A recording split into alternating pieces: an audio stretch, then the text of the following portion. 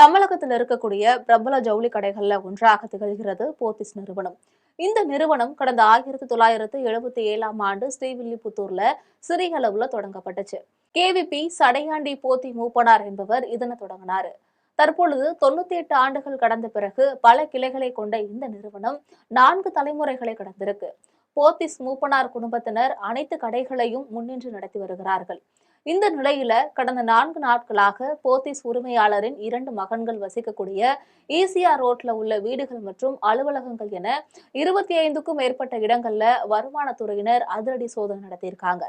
12 அதிகாரிகள் தலைமையில நடைபெற்றிருக்கக்கூடிய இந்த சோதனையில கணக்கில் வராத 18 கோடியே 2 லட்சம் ரூபாய் ரொக்கப்பணம் பறிமுதல் செய்யப்பட்டிருக்கு. இத்துடன் 12 கோடி ரூபாய் மதிப்புள்ள 10 கிலோ தங்கமும் பறிமுதல் செய்யப்பட்டிருக்கிறது.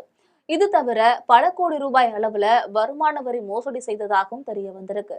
இது குறித்து தொடர்ந்து விசாரணை நடந்து வரக்கூடிய நிலையில தமிழகத்தின் முன்னணி ஜவுளி நிறுவனங்கள் மற்றும் நகைக்கடை நிறுவனங்கள் போத்தீஸ் ரைடு குறித்து அதிர்ச்சியில ஆழ்ந்திருக்காங்க.